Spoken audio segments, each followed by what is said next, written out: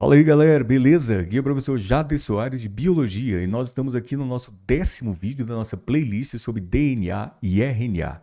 E o nosso assunto de hoje será a replicação e o experimento de Mendelssohn e Stahl. Se você tem dúvida em relação a esse assunto e quer compreendê-lo mais profundamente, fique comigo aí até o final do vídeo.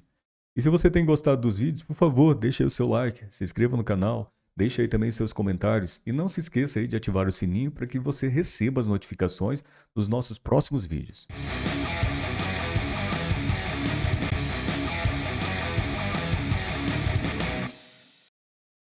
Bem, galerinha, nós chegamos ao nosso 10º vídeo e vamos falar sobre replicação semi-conservativa.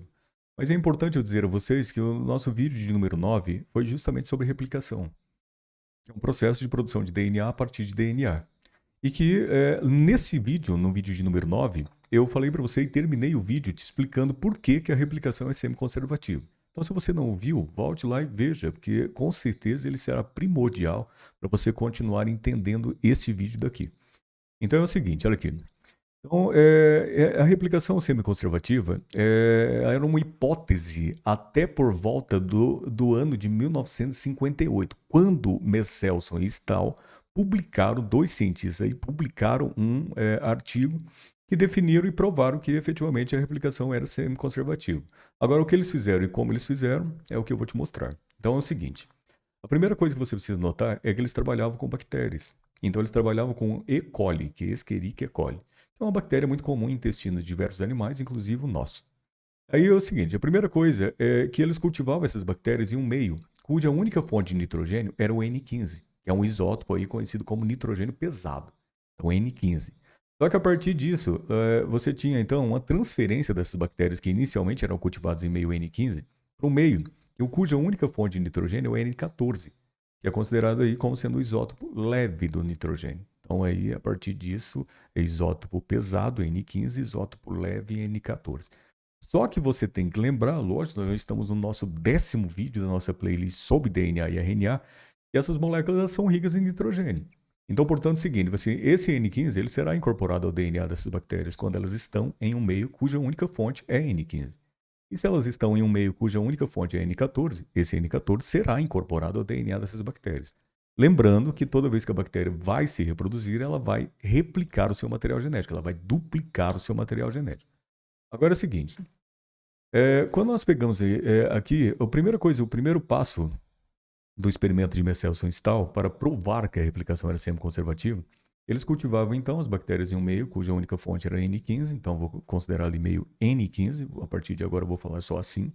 Então esse meio N15, a partir de que as moléculas, ou seja, de que as bactérias estavam ali se reproduzindo, elas gerariam DNA utilizando essa fonte de nitrogênio. Aí eles extraíam esse DNA, a partir disso eles colocavam em tubos, então logicamente com determinada solução, que eu não vou ficar aqui entrando em detalhes, já que o nosso foco aqui é o ensino médio. E a partir desse momento que eles colocavam o DNA nessas soluções, eles centrifugavam. Então, centrifugar então, ou seja, eles colocavam em um aparelho que é uma centrífuga, que é uma máquina que gira sobre alta velocidade e faz com que os sólidos ali presentes naquela solução, eles se acumulem em determinadas posições naquela própria solução. Então, aquela faixa que eu acabei de colocar ali para vocês, nada mais é do que um acúmulo de DNA nesse tubo. Então, aquele acúmulo de DNA está ali, ok. Só que a partir disso, eu vou deixar o acúmulo ali e vou pular para a próxima etapa, depois a gente volta a ele. Só que aí é o seguinte, o que eles fizeram? Eles pegaram as bactérias, então, que estavam inicialmente no meio N15 e mudaram para o N14. E essas bactérias se reproduziam agora em meio N14. Só que você tem que lembrar que para uma bactéria se reproduzir, ela tem que replicar o seu material, ela tem que duplicar o seu material genético, sim. Só que aí é o seguinte, olha aqui. Eles pegavam, então, depois dessa reprodução bacteriana, eles extraíam o material genético dessas bactérias, colocavam no tubo de ensaio, tá lá dentro de uma solução, e centrifugavam esse material mais uma vez. A partir disso, você tinha ali um certo acúmulo de DNA em uma determinada posição do tubo. E dá para você notar que a posição não é exatamente a mesma. A segunda posição ali, do primeiro acúmulo em relação ao segundo acúmulo, é diferente. Então, o primeiro acúmulo ele aconteceu numa posição mais inferior e o outro acúmulo ele aconteceu ali numa posição mais superior, uma posição mediana ali em relação à solução. Aí, depois disso, a bactéria se reproduzia mais uma vez em um meio, continuando ali, o meio N14.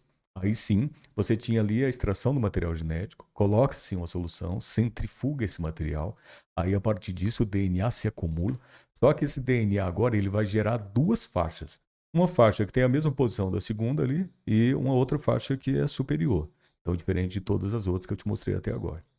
Então, os resultados que eles obtiveram foi esses daí. Agora, o seguinte, o que eles tiveram agora é que interpretar esses resultados. E a partir disso, vamos lá. Então, olha só. Eu coloco ali para você, então, que nós temos, então, o DNA. Eu vou colocar o DNA linear ali, só uma questão de praticidade. Então, lembrando que o DNA de uma bactéria não é linear, ele é circular. Mas só uma questão de esquema mesmo, tá ótimo. Aí é o seguinte, eu vou pegar ali esse DNA e vou falar para você o seguinte. Se a bactéria está em meio N15, ela incorpora esse N15 ao seu DNA. Então, a partir do momento que o DNA é produzido a partir de DNA, a única fonte que ela tem é o N15, ele será incorporado ao DNA dessas bactérias. Então, você passa a ter o DNA dupla fita, lógico. Aí, portanto, uma fita rica em N15 e outra fita rica em N15. Não poderia ser diferente, porque ela está no meio N15. Só que então é o seguinte, N15, N15, então esta faixa de DNA que tem ali no primeiro tubo aqui, ela se refere justamente a esse DNA. Então eu vou colocar um DNA N15, N15, ok. Só que a partir do momento que essas bactérias elas vão se reproduzir, elas vão separar as suas fitas de DNA e cada uma dessas fitas ela será utilizada como molde para a síntese de uma outra. Só que na realidade você vai ter que notar o seguinte: as fitas em vermelho ali são as fitas anteriores. Então, portanto, se as anteriores eram N15, essas que são as mesmas têm que ser N15. Então, N15 em cima e N15 embaixo. Só que essa N15 de cima, ela servirá de molde para a síntese de uma fita. E essa N15 de baixo, ela servirá também de molde para a síntese de outra fita. Só que você tem que lembrar agora que as bactérias estão no meio N14, não no meio N15 mais. Então, esta fita em azul, ela será rica em N14. E essa fita azul de baixo também será rica em N14.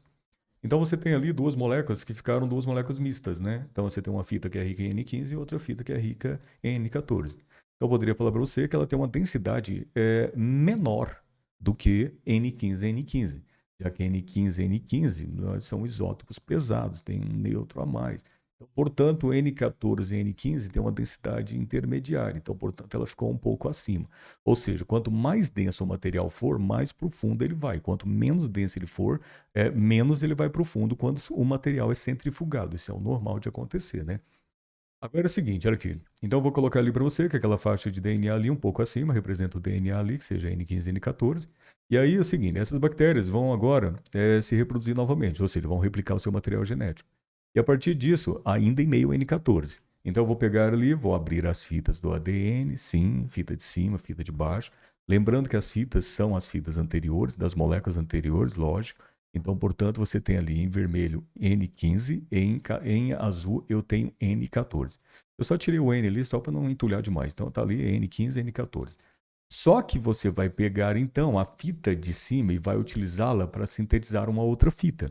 E você vai utilizar a fita de baixo para sintetizar outra fita. E a partir disso você tem que notar que você tem a fita de cima em azul, N14, e a fita de baixo, N14.